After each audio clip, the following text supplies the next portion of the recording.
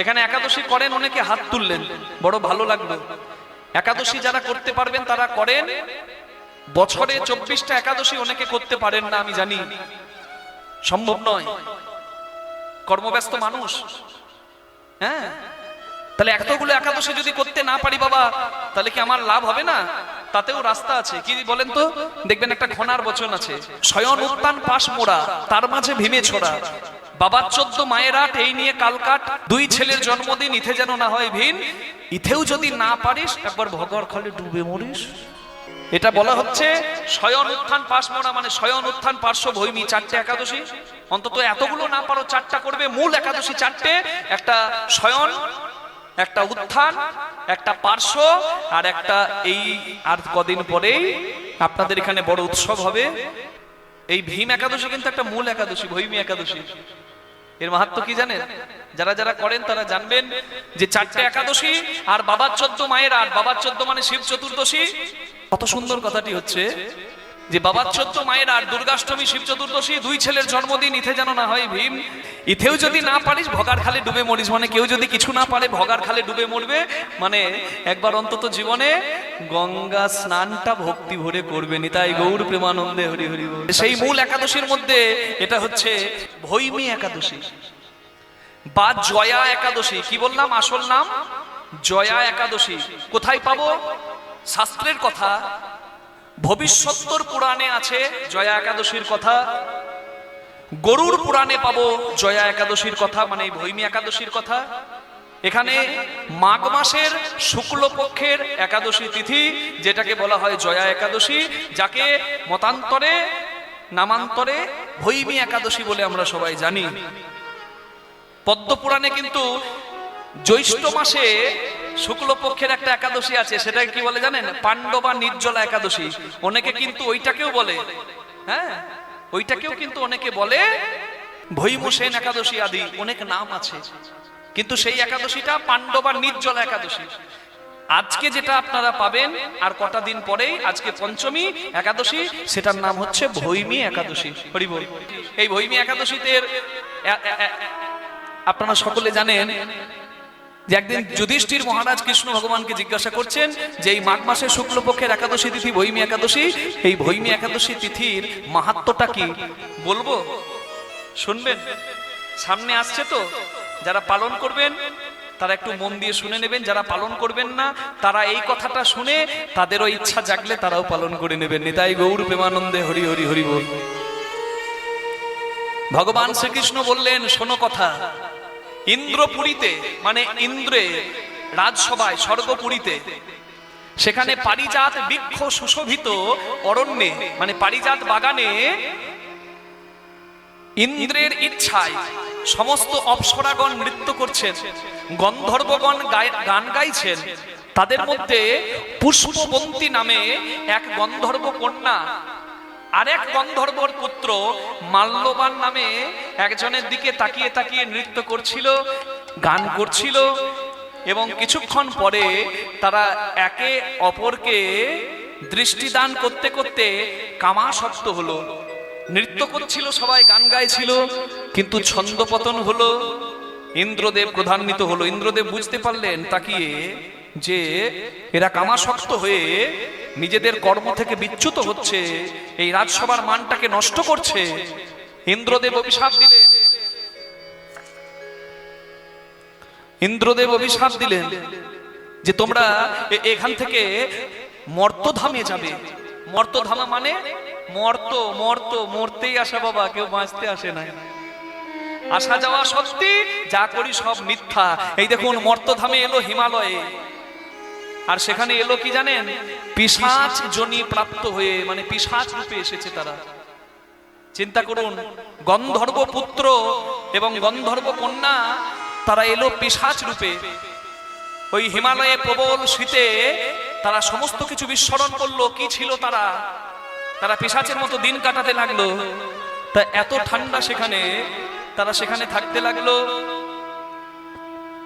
একদিন কি সৌভাগ্যের গুণ হলো দেখুন, সৌভাগ্যের গুণে এই মাঘ মাসের শুক্লপক্ষের একাদশী তিথির দিন তারা অনাহারে অসত্য বৃক্ষের তলায় সারাদিন পড়ে থাকলো অনাহারে, একটু জল গ্রহণ পর্যন্ত করেনি। আর পরের দিন সূর্য উদয়ের পর সারা রাত্রিতে ক্লান্তিতে ঘুমিয়ে যায়, সূর্যোদয়ে তারা ওঠে এবং হঠাৎ করে দৈব যোগে তারা আবার ইন্দ্রলোকে ফিরে চলে যায়। ইন্দ্রদেব চমকে যায় যে আমি অভিশাপ দিয়েছিলাম মর্তধামে পিশাচ রূপে যাবে, তোমরা পিশাচ রূপে গেলে আবার কি করে ফিরে এলে? বলে হে ইন্দ্রদেব, আমরা বাসুদেব শ্রীকৃষ্ণের ইচ্ছায়, বিষ্ণুর ইচ্ছায় এই স্থানে পুনরায় ফিরে আসতে পেরেছি, কারণ আমরা ভৈমী একাদশী বা জয়া একাদশীর দিনে উপবাসী হয়ে সারাটা দিন অতিবাহিত করেছি। ইন্দ্রদেব বললেন তোমাদের জয় হোক, তোমরা এই অমৃত লোকে থাকবে। আমি আশীর্বাদ করলাম তোমরা উপবাসী হয়ে একাদশী ব্রত ভুল করে হলেও পালন করে ফেলেছো, তাই তোমরা উদ্ধার পেয়ে এলে। আমি তোমাদেরকে আবার পুরাতন আসন, তোমাদের যোগ্য স্থান ফিরিয়ে দিলাম। আর জগতে আমিও প্রত্যেক ভক্তকে এই একাদশী পালন করার উপদেশ দিলাম। সবার কল্যাণ হবে, কোনোদিন পিশাচ যোনি প্রাপ্ত হবে না। এই একাদশী করলে অশ্বমেধ যজ্ঞের যা ফল, তার থেকেও বেশি ফল লাভ করা হবে। শাস্ত্রের বিধান, সবাই যদি পারেন অবশ্যই একাদশী পালন করবেন। একাদশীর আগের দিনে এবং পরের দিনে অবশ্যই নিরামিষ গ্রহণ করবেন সবাই। একাদশীর দিন তো বটেই, বাড়িতে যারা একাদশী পালন করছেন তারা তো করবেন, যারা করছেন না তারাও কিন্তু অন্তত নিরামিষ আহার গ্রহণ করবেন। আর একাদশীর আগের দিনেই রাত্রিবেলায় আহার করবেন না। রাতের আহার ভূত আহার হয়, অধিক রাত্রের আহার। হ্যাঁ, যদি সম্ভব হয় আগের দিন সন্ধ্যাবেলাতেই আহার মিটিয়ে নিয়ে ওই দিনেই ব্রাশ করে নেবেন, কারণ একাদশীর দিনে যদি রক্তক্ষরণ হয় বা ক্ষৌর কর্ম কেউ করে তাহলে তাকে পাপ জনিতে যেতে হয়। হরি বল। আপনারা সকলে পালন করুন একাদশীতে যে পঞ্চশস্য বর্জনীয় বর্জন করে, ফলাহার করে, পারলে নির্জল একাদশী করে হরিস্মরণ করুন। হরিস্মরণ মুখ্য, আর সমস্ত কিছু ব্যর্থ। তাই হরিস্মরণ করুন সকলে শুদ্ধ আহারে। আমি এটুকুই প্রার্থনা জানাই। নিতাই গৌর প্রেমানন্দে হরি হরি হরি বল, হরি বল। আমি ভালো করে জানি তোমার ইচ্ছা বিনা গাছের পাতা নড়ে না, শিশু ভূমিষ্ঠ হয় না, কারোর জন্ম হয় না, কারোর মৃত্যু হয় না। জগতে যা কিছু হয় তোমার সুপ্ত ইচ্ছা পূর্ণ হয়।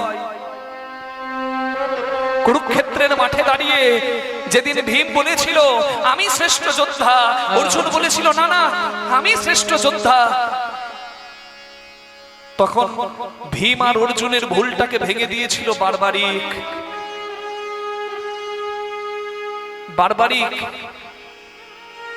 মহাভারতের সব থেকে বড় বীর, যিনি যুদ্ধের আগেই নিজের মাথাটা গোবিন্দ চরণে, কৃষ্ণ চরণে সঁপে দিয়েছিলেন, সেই বারবারিক সত্যটা জানিয়ে দিয়েছিলেন ভীম আর অর্জুনকে। কি সত্য জানেন? এই বারবারিক আর অন্য কেউ নয়, বারবারিক হলো ভীমের নাতি ঘটোৎকচের ছেলে বারবারিক। ছোটবেলা থেকে ঠাকুমা হিড়িম্বার কাছে বড় হয়েছে, ভীমের স্ত্রী হিড়িম্বা। আপনারা ভীম ভীম করছেন, একটু শুনবেন কত শক্তিশালী ভীম। তার পুত্র ঘটোৎকচ, সেও পরম শক্তিধর, বিশাল দেহ। সেই ঘটোৎকচের ছেলে হচ্ছে বারবারিক। সেই বারবারিকের মায়ের নাম অহল্যাবতী, সতী নারীর সতীপুত্র, সতী নারীর সৎপুত্র। ঠাকুমা হিড়িম্বার কাছে বড় হয়েছে বারবারিক। ঠাকুমা বলেছে জীবনের উদ্দেশ্য হচ্ছে একটাই, সেটা হচ্ছে মোক্ষ প্রাপ্তি। মোক্ষ প্রাপ্তির জন্য তপস্যা করে, দেবী আরাধনা করে, শিব আরাধনা করে, শক্তির বলে, শৈব বলে বলিয়ান হয়ে 3টি বাণ পায়, ধনুকের বাণ। এক বাণে শত্রু চিহ্নিতকরণ, আর একটা বাণে শত্রুর থেকে মিত্র আলাদা করা, আর তৃতীয় বাণে সমস্ত শত্রুকে ধ্বংস করে দেওয়া। 3টি দৈব বাণ পেয়ে বারবারিক অজেয় হয়ে গেল, মানে তাকে কেউ হারাতে পারবে না। বারবারিক যখন শুনলো কুরুক্ষেত্রে যুদ্ধ হবে, বারবারিক এসে দাঁড়িয়েছে মা অহল্যাবতীর কাছে। মা, ঠাকুমা আমায় বলেছে যে মোক্ষ প্রাপ্তি জীবনের শ্রেষ্ঠ ধন, তা আমি তো বীর, আমি যুদ্ধ করতে যাব, কুরুক্ষেত্রে যুদ্ধ হচ্ছে শুনলাম। মাগো তুমি আমায় আশীর্বাদ করো মা, তুমি আমায় আশীর্বাদ করো যেন আমি বীরত্ব প্রাপ্ত হই, আমি যেন বীর গতি প্রাপ্ত হই, আমি যেন বীরের মতো যুদ্ধ করতে পারি। মা অহল্যাবতী আশীর্বাদ করে বলে দেয়, বাবা তুই যুদ্ধ করতে যাচ্ছিস, সেখানে এমন একজন আছে জানিস, যিনি সৃষ্টি স্থিতি লয় প্রলয়ের অধিকর্তা, তিনি হচ্ছেন শ্রীকৃষ্ণ। মোক্ষের থেকেও অনেক বেশি দুর্লভ ধন হচ্ছে কৃষ্ণ চরণ। কুরুক্ষেত্রের মাঠে যাচ্ছিস, জানি না তুই আমার ঘরে ফিরবি কিনা, তবে যদি কোনোদিন গোবিন্দ পাস, কৃষ্ণ পাস, নিজেকে কৃষ্ণ চরণে সঁপে দিস বাবা, কৃষ্ণ কৃপা হলে তোর অন্তরে ভক্তি জাগবে। আর মুক্তির থেকেও বড় ধন হচ্ছে শুদ্ধ কৃষ্ণ ভক্তি। মায়ের আশীর্বাদ মাথায় নিয়ে বারবারিক এসেছে যুদ্ধ করবে বলে। এদিকে ভগবান ভালো করে জানতেন যে বারবারিকের মতো বীর আর কেউ নাই। বারবারিক যদি যুদ্ধ করে তাহলে কুরুক্ষেত্রে আমি ধর্ম প্রতিষ্ঠা করতে পারবো না। বারবারিকের কাছে একটা ব্রাহ্মণ রূপ ধরে ভগবান এসে দাঁড়িয়ে বারবারিককে বলে, বালক তুমি কোথায় যাবে? বলে আমি যুদ্ধ করতে যাব কুরুক্ষেত্রের মাঠে। তুমি যুদ্ধ করবে? আরে সেখানে কত রথী মহারথী, সেখানে ভীষ্ম, সেখানে দ্রোণাচার্য, সেখানে কর্ণ, সেখানে অর্জুন, তুমি বালক সেখানে গিয়ে কি করবে? ব্রাহ্মণদেব আপনি আমার শিশু রূপ দেখে ভাববেন না যে আমি যুদ্ধ করতে পারবো না। আপনি বলুন আমি কি পরীক্ষা দেব আমার বীরত্বের? বলে এই পিপুল বৃক্ষের, মানে এই অসত্য বৃক্ষের, কেউ বলে তেঁতুল গাছে, এই গাছের যতগুলো পাতা আছে তুমি পারবে একটা বাণে শেষ করে দিতে? বলে নিশ্চিত পারবো। ধনুকে বাণ যোজনা করে ইষ্ট মন্ত্র স্মরণ করছে, এদিকে ভগবান কৃষ্ণ গাছ থেকে একটা পাতা নিয়ে নিজের চরণ তলে লুকিয়ে দিয়েছে। বারবারিক বাণ যোজনা করে যখন বাণ নিক্ষেপ করেছে, সমস্ত পাতাকে ছিদ্র করার পর বাণটি এসে গোবিন্দ চরণে ঘুর ঘুর করছে। বারবারিক বলছে, ব্রাহ্মণদেব আপনি আপনার চরণটা সরিয়ে নিন, কারণ আপনার বাণ, আমার বাণ আপনার চরণ তলে লুকিয়ে রাখা পত্রটিকে ছিদ্র করবে। আপনি না চরণ সরালে ওই বাণ আপনার চরণটিকেও ছিদ্র করে দেবে। ভগবান কৃষ্ণ মনে মনে চিন্তা করলেন, আমি যাকে চরণে আশ্রয় দিয়ে রাখি তাকেও যদি এই শিশু, এই বালক শেষ করে দিতে পারে, তাহলে আমি পঞ্চ পাণ্ডবকে আশ্রয় দিয়ে রেখেছি, ওদেরকে বাঁচাবো কি করে? ভগবান বললেন, বেশ আমি স্বীকার করলাম তুমি মস্ত বড় বীর, তা তুমি যে যুদ্ধ করতে যাচ্ছ বাবা, তুমি কাদের হয়ে যুদ্ধ করবে? বারবারিক বলে, আমি দুর্বলের হয়ে যুদ্ধ করব। তোমার মতে দুর্বল কে? কৌরবদের 11 অক্ষহীনী সেনা, পাণ্ডবদের 7 অক্ষহীনী সেনা, তুমি বলো কে দুর্বল? বলে, যে পক্ষে কৃষ্ণ রয় সে পক্ষ কি কহু দুর্বল হয়, সেই পক্ষ কি কহু দুর্বল হয়। যার পক্ষে গোবিন্দ রয় সেই পক্ষ কি কহু দুর্বল হয়। যার পক্ষে গোবিন্দ রয় সেই পক্ষ কভু দুর্বল হয়।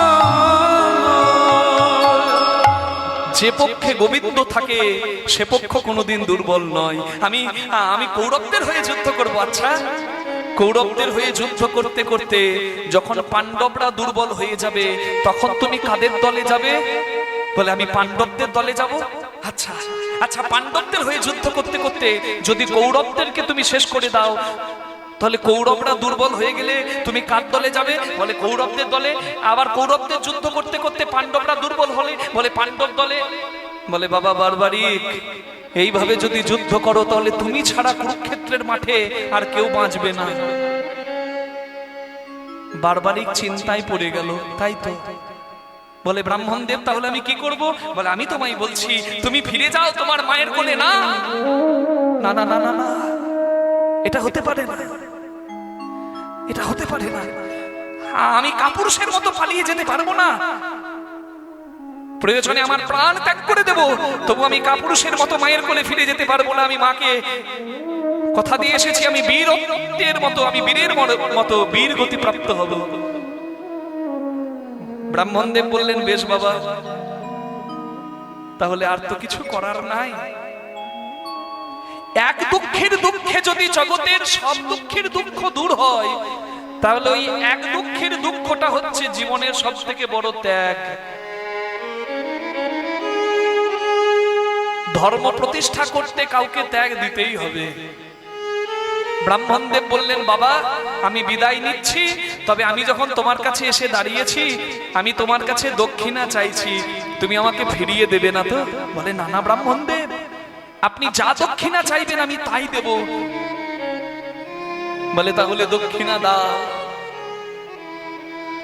আমি দক্ষিণা রূপে তোমার মস্তক চাই, তোমার কাটা মুন্ড চাই।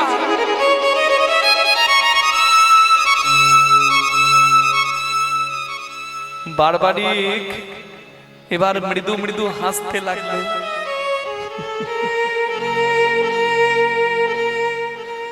একটুক্ষণ হাসার পর তার অজান্তেই তার চোখ থেকে জল পড়তে লাগলো।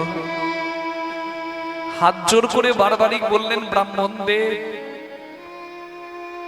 আমি যা অন্তরে ভাবছি তা যদি সত্য হয়, তাহলে পৃথিবীতে আমার থেকে ধনী আর কেউ নাই, পৃথিবীতে আমার থেকে ভাগ্যবান আর কেউ নাই। আপনি আমার কাছে আমার মস্তক চেয়ে নিচ্ছেন।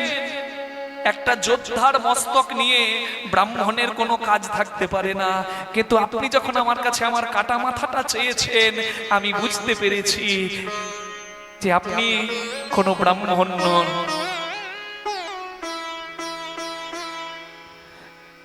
আপনি কোনো ব্রাহ্মণ নন।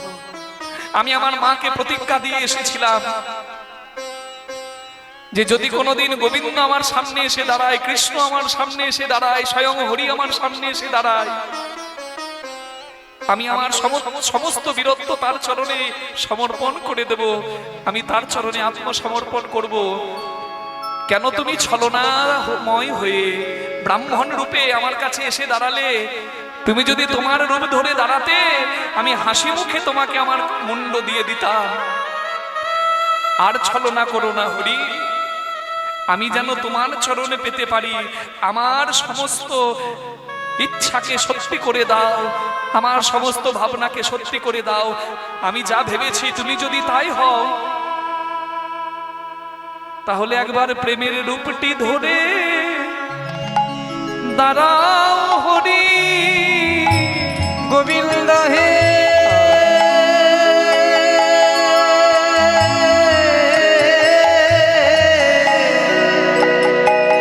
প্রেমের রূপটি ধরে দাঁড়াও হরি। আমি নয়ন ভরে তোমায় দর্শন করি, প্রেমের রূপটি ধরে দাঁড়াও হরি। একই রূপে শঙ্খ চক্র গদা পদ্মধারী, একই রূপে কোদণ্ডকধারী বনবিহারী, একই রূপে মুরলীধারী রূপে যখন ভগবান দাঁড়ালেন বারবারিকের সম্মুখে, নিজের হাতে নিজের মাথাটা কেটে গোবিন্দ চরণে সঁপে দিলেন বারবারিক, আর বললেন, দয়াময়, আমার বড় ইচ্ছা ছিল তুমি কেমন করে ধর্ম প্রতিষ্ঠা করো আমি নিজের চোখে দেখব, আমার সেই আশা কি পূর্ণ হবে না? ভগবান বললেন, তথাস্তু। আমি তোমার মাথাটা সুউচ্চ জায়গায় রেখে দিলাম। উঁচু জায়গা থেকে তুমি 18 দিনের 18 অধ্যায়ের 18 অক্ষহীনী সেনার কুরুক্ষেত্র যুদ্ধ দেখবে, তুমি ধর্মযুদ্ধ দেখবে। আর যুদ্ধ দেখার পর বারবারিক যখন ভীম আর অর্জুন অহংকার করে বলল আমার জন্য জয় হয়েছে পাণ্ডবদের, তখন সমস্ত অহংকার ভেঙে দিল সেই বারবারিক, যার কাটামুন্ড যুদ্ধ দেখেছে সচক্ষে।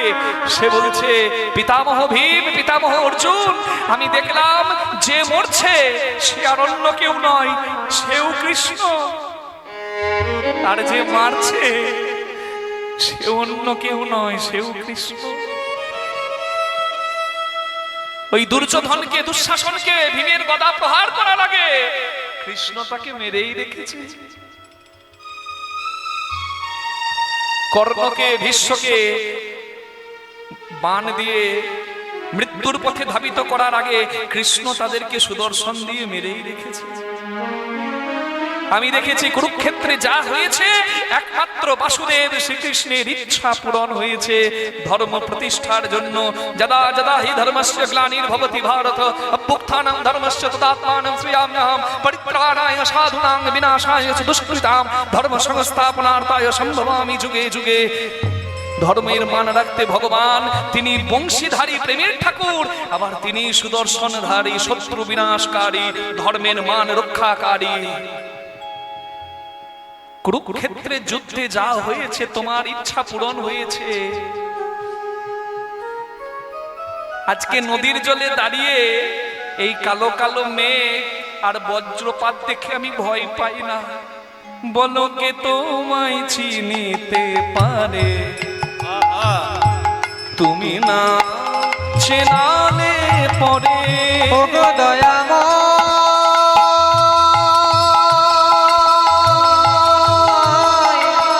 কে তোমায় চিনিতে পারে, তুমি না চেনালে পরে।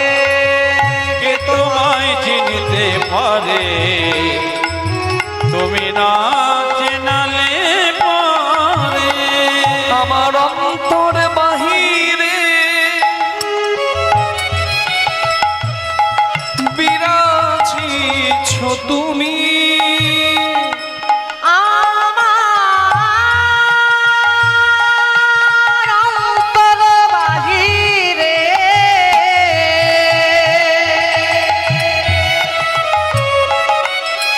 বিরাজিছ তুমি। নিনি নিসা নিসা নিদা প ম প গ ম প। রাগ পটদীপ গম প সা নি নি সদা প ম প গ গ গ ম প সা নি নি নি নি নি রে নি দা প ম প গ গ ম প নি সা গ গ গ গ প ম গ ম রে নিরে মারে নিধা সা গম পানি সা। অন্তর আমার অন্তর বাহিরে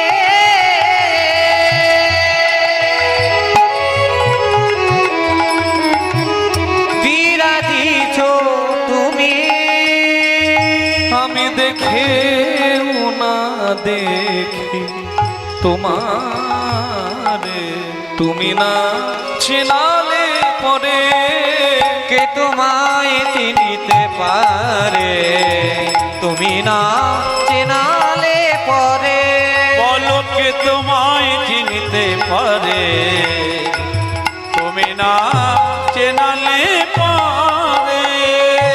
আমি জানি এই ঝড় বৃষ্টি বজ্রপাত সব তুমি দিচ্ছ আমাকে দিয়ে। তুমি তুমি কোনো লীলা প্রকাশ করতে চলেছো, আমি ভয় পাই না। এই নবগ্রামের সবাই ভয় পেয়ে ঘরের ভেতর ঢুকে গেছে, কিন্তু আমি নদীর জলে দাঁড়িয়ে আছি। কেন জানো? আমি তোমার অপেক্ষায় দাঁড়িয়ে আছি। আমি জানি তুমি এখানেই কোথাও আছো। দাও না, দাও না লীলাময়। ভজ গোবিন্দম ভজ গোবিন্দম, গোবিন্দম ভজ মূঢ়মতে। হরি হরি হরি গোবিন্দম গোবিন্দম ভজ মূঢ়মতে। গোবিন্দ ভজ গোবিন্দ, গোবিন্দ ভজ মূঢ়মতে। ভজ গোবিন্দম ভজ গোবিন্দম, গোবিন্দম ভজ মূঢ়মতে। গোবিন্দম ভজ গোবিন্দম গোবিন্দম ভজ মূঢ়মতে। ভজ গোবিন্দম ভজ গোবিন্দম গোবিন্দম ভজ মূঢ়মতে। ভজ গোবিন্দ ভজ গোবিন্দ, গোবিন্দম ভজ মূঢ়মতে। কে ব্রাহ্মণ, কে বৈষ্ণব, কে শূদ্র, কে পণ্ডিত, কে মূর্খ, কে রূপবান, কে কুৎসিত, কে ধনী, কে ভিখারি, এ সমস্ত কিছু ভেদাভেদকে যিনি দূর করে মানুষকে এক জায়গা করেছেন, তিনি আমার পতিত পাবন শ্রী গৌরাঙ্গ মহাপ্রভু। হরিনাম করে মহাপ্রভু যখন রাস্তা দিয়ে দুহাত তুলে যেতেন, রাস্তার পাশে কিছু মানুষ দাঁড়িয়ে থাকতো। গৌরাঙ্গ মহাপ্রভু দুহাত তুলে কীর্তন করতে যাচ্ছেন, রাস্তার পাশে কিছু মানুষ দাঁড়িয়ে আছে। গৌরাঙ্গ মহাপ্রভু গিয়ে জিজ্ঞাসা করছেন, ভাই তোরা রাস্তার পাশে কেন? যারা রাস্তার পাশে দাঁড়িয়ে তারা বলছে, ঠাকুর তুমি এই রাস্তা দিয়ে যাবে তো, তাই তুমি এই রাস্তা দিয়ে যাবে বলে আমাদেরকে ছুলে যদি তোমার জাত চলে যায়, তাই আমরা রাস্তার পাশে দাঁড়িয়ে আছি, তুমি চলে যাও তারপর আমরা যাব। গৌরাঙ্গ মহাপ্রভু চিন্তা করলেন যে এই দুঃখের দুঃখ বুঝবে কে? আমরা এত ভেদাভেদ নিয়ে মেতে আছি, কিন্তু আমাদের সবার পরিচয় তো একটাই, জীব নিত্য কৃষ্ণ দাস। এটা হচ্ছে সব থেকে বড় পরিচয়। আর সেই পরিচয় ভুলে প্রত্যেকে নিজের অহংকারের আসনে আমরা বসে আছি, আমাদের উদ্ধার হবে কি করে? চৈতন্য মহাপ্রভু বললেন, ভাই রে,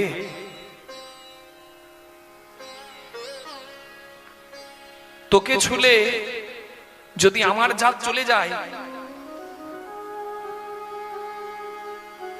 তার মানে আমার পবিত্রতা থেকে তোর অস্পৃশ্যতা অনেক বেশি উন্নত, অনেক বেশি শক্তিশালী। তুই নিজেকে অস্পৃশ্য ভেবে নিজেকে সরিয়ে রাখলি, কিন্তু জানিস ভাই, পরশ পাথরের কাছে যদি লোহা যায়, লোহা সোনা হয়, পরশ পাথর লোহা হয় না।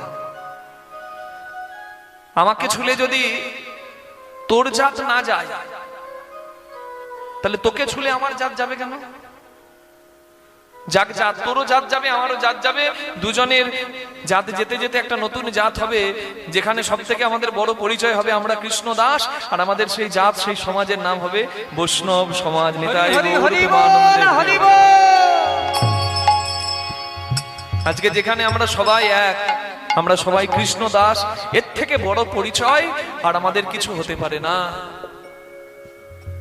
একটা সিংহকে একটা বাঘ তাড়া করছে, একটা সিংহ একটা গরুকে তাড়া করছে। গরুটা সিংহের তাড়া খেতে খেতে একটা কাদার মধ্যে পড়ে গেছে। সিংহটাও দৌড়াতে দৌড়াতে এসে দেখছে গরুটা কাদার মধ্যে পড়ে গেছে, যায় গরুটাকে এক ঝাঁপ দিয়ে ধরি। সিংহ এক ঝাঁপ দিল, কিন্তু গরুটার কাছে আসার আগে সিংহটাও কাদার মধ্যে পড়ে গেল।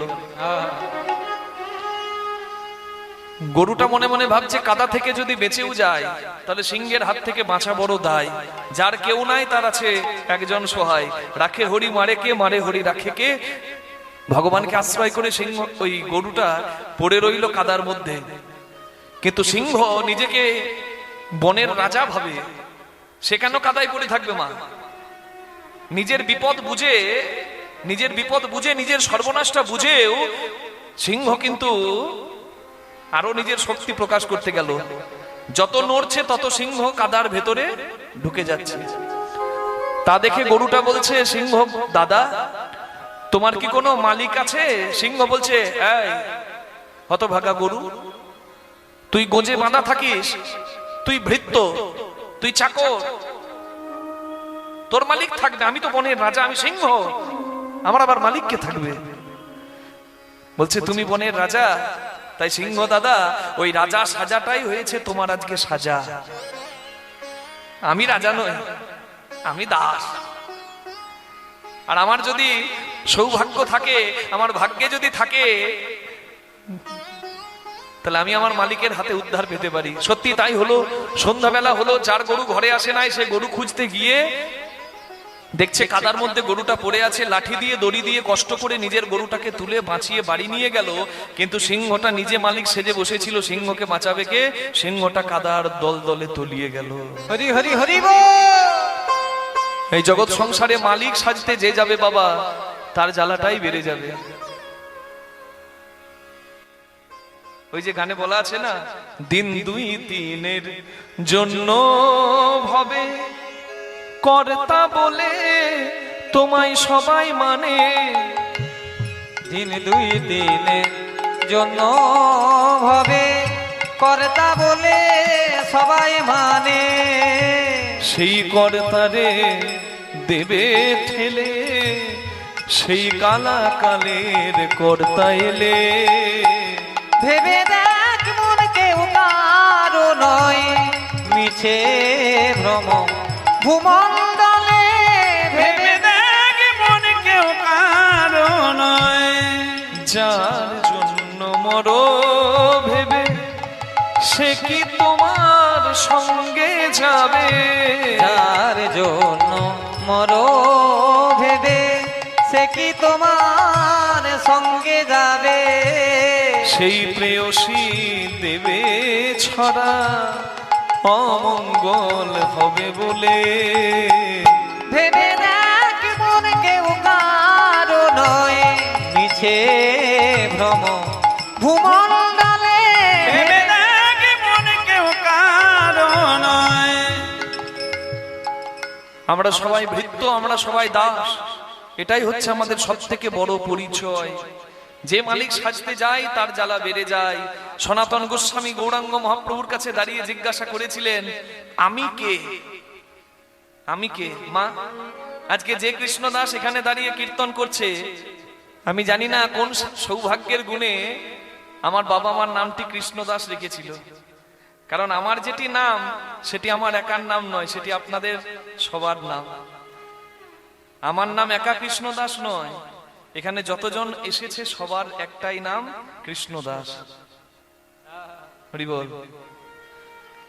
জীব নিত্য কৃষ্ণদাস যেই ভুলি গেল, ওই কারণে মায়া এসে জীবের গলাতে বাঁধিল। আমরা যে স্রষ্টার সৃষ্টি, এটা ভুলে যদি আমরা অহংকারে মত্ত থাকি, আমিত্বে মেতে থাকি, তাহলে মায়া পিশাচি এসে আমার গলাটা টিপে ধরবে, কেউ বাঁচাতে পারবে না আমাকে।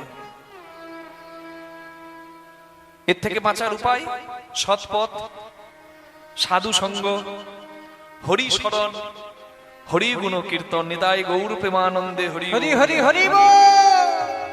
তাই দুহাত তুলে একবার আমরা সবাই মিলে একটু আস্বাদন করি। দুহাত তুলে সবাই মিলে লহরে লহরে লহরে ব্রজ প্রেম নিতাই ডাকে আয়। লহরে লহরে লহরে ব্রজ প্রেমে নিতাই ডাকে আয়। লহরে লহরে লহরে ব্রজ প্রেমী নিতাই ডাকে আয়। লহরে লহরে লহরে ব্রজ প্রেমে নিতাই ডাকে আয়।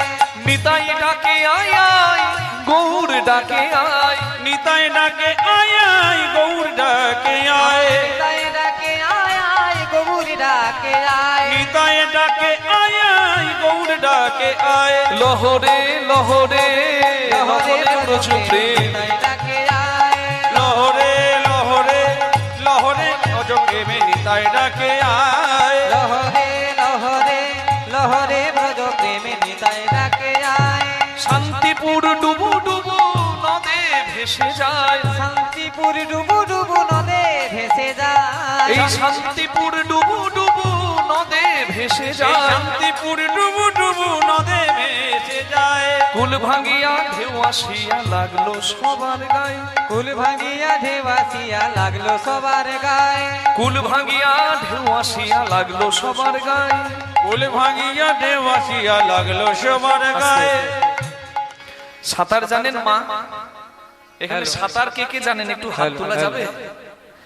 সবাই সাঁতার জানেন। গ্রাম বাংলার মানুষ সাঁতার কি না জানে? হ্যাঁ, সাঁতার তো নিশ্চয়ই জানেন।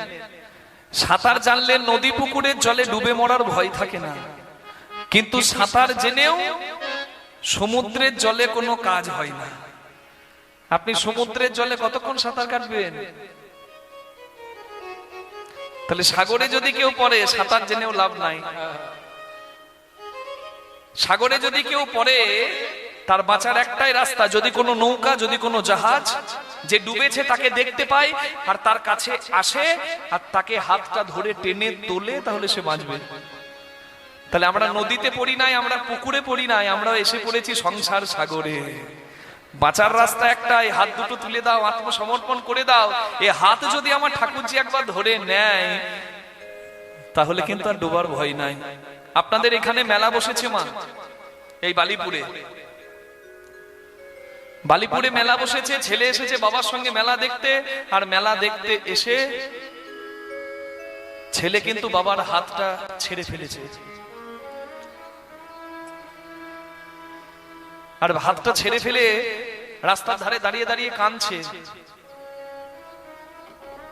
ছোট্ট ছেলে বাবাকে হারিয়ে ফেলেছে, কাঁদছে রাস্তার ধারে দাঁড়িয়ে দাঁড়িয়ে। একটা সাধু বাবা পার হয়ে যাচ্ছে। সাধু বাবা বলছে, খোকা তুমি কাঁদছো কেন? বলে, আমার বাবাকে হারিয়ে ফেলেছি, আমি কাঁদছি। সাধু বাবা বলছে, তুমিও যেমন কাঁদছো, এই আমিও তেমন কেঁদে কেঁদে বেড়াচ্ছি অনেক দিন থেকে। তবে সত্যি কথা কি জানো, তুমি যতটা না কাঁদছো, তোমার বাবা তোমার থেকে বেশি কাঁদছে। এখন যেখানে হারিয়েছো সেখান থেকে বাবা বাবা পিতা পিতা বলে ডাকতে শুরু করো। আজকে তোমার ডাকটা তোমার বাবার কাছে যাবে না। কেন? কারণ এই মেলাতে অনেক চিৎকার, মেলাতে অনেক শব্দ, কিন্তু মেলা যখন থেমে যাবে, সব যখন অন্ধকার হয়ে যাবে, রাস্তায় একা তুমি দাঁড়িয়ে থাকবে, তখনও যদি তোমার মুখে ওই নামটা থাকে, আর কেউ না আসুক, তোমার বাবা এসে ঠিক তোমার হাতটা ধরে তোমাকে ঘরে নিয়ে যাবে। তাহলে হরিনাম যে করছেন মা, হরিনাম করাটা অভ্যাস। আজকে হরিনাম করছেন কিন্তু ভগবান দেখতে পাচ্ছেন না। অনেকে বলে ভগবান দেখতে পাচ্ছ না, এই হরিনাম করে তোমাদের হচ্ছেটা কি? ওরা জানে না হরিনাম হলো অভ্যাস। আজকে আমার ডাকটা তার কাছে পৌঁছাচ্ছে না, কেন পৌঁছাবে? এই সংসারে অনেক জ্বালা, অনেক শব্দ যে মা, আপনার ডাক আমার ডাক যাচ্ছে না ওইখানে। কিন্তু এই হরিনাম করাটা হচ্ছে অভ্যাস। একটা দিন কাজে লাগবে, যেদিন চোখের সামনে অন্ধকার হবে, এক চামচ জল নেবার ক্ষমতা ভেতরে থাকবে না, গাল থেকে পড়ে যাবে, তখন আর কেউ সঙ্গী নাই অন্ধকার রাস্তায়। যে রাস্তাটা আমি জানি না যে কোথায় নিয়ে যাবে আমাকে, সেই রাস্তায় একা আমি দাঁড়িয়ে আছি। তখনও যদি মুখে এই অভ্যাসের গুণে নামটা আসে, আর কেউ না আসুক, একজন এসে ঠিক রাস্তাটা দেখিয়ে নিয়ে যাবে। নিতাই গৌর হরি হরি বল। তাই হরিনাম করাটা হচ্ছে অভ্যাস। এই অভ্যাস যেন কেউ ছেড়ো না। बिना हरि भजन से मनुष्य का मनुष्य जन्म प्राप्त नहीं होता है। তাই দু হাত তুলে দিন, আমার প্রভুজি যদি হাত ধরে, আর রাস্তা ভুল হবে না কোনোদিন। কুল ভাঙিয়া ঢেউ আসিয়া লাগলো সবার গায়ে, কুল ভাঙিয়া ঢেউ আসিয়া লাগলো সবার গায়ে। প্রেম জীবের লাগি, জীবের লাগি, জীবের লাগি নিতাই গৌর আপনি বিলাই। জীবের লাগি, আহা জীবের লাগি নিতাই গৌর আপনি বিলাই। লহরে লহরে লহরে প্রেমী নিতাই ডাকে আয়। লহরে লহরে লহরে ব্রজ প্রেমে নিতাই ডাকে আয়। লহরে লহরে লহরে ব্রজ প্রেমী নিতাই ডাকে আয়।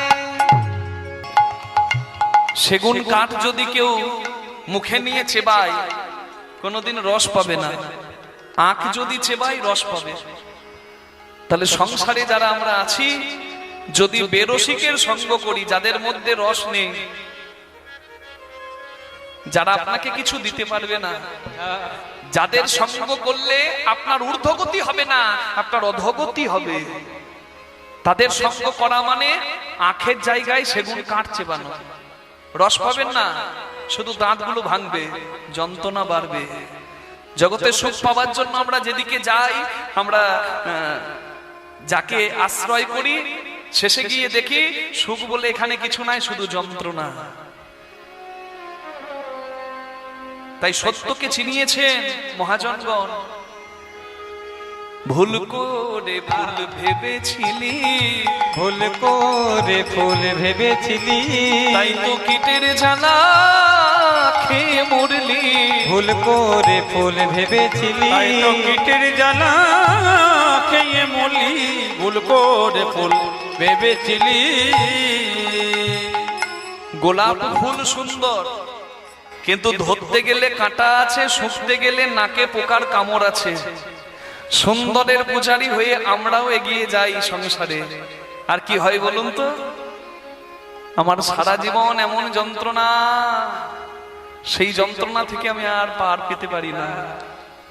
তাই বলছে এখনো সময় আছে, সত্যটাকে বোঝো।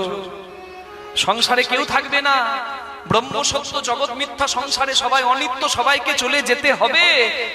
থাকবো এইখানে চিরদিন, কেউ বলতে পারবে না। বলতে পারবে? যেতে হবে, এই সত্যটাকে মেনে নাও। তবে যাওয়াটা যেন আনন্দের হয়।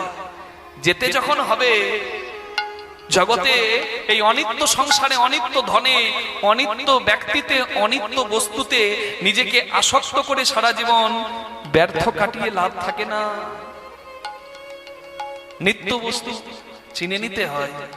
যে হিরে পেয়েছে তার কাছে কাঁচ কোনো মূল্যের নয়, যে আসল সোনা পেয়েছে তার কাছে নকল সোনা কোনো মূল্যের নয়। তাই আসল সোনার খোঁজ করো মা, দিন ফুরালে এদিন আর আসবে না। সংসারে আসিলি গোড়া না ভজিলি, সংসারে আসিলি গোরা না ভজিলি, না শুনিলি সাধুর কথা। মনে রে সংসারে আসিলি গোরা না ভজিলি, না শুনিলি সাধুর কথা। ইহ পরকাল দুকুল খোয়ালি, খাইলি লোচন মাথা। ইহ পরকাল দুকুল খোয়ালি, খাওয়ালি লোচন মাতা।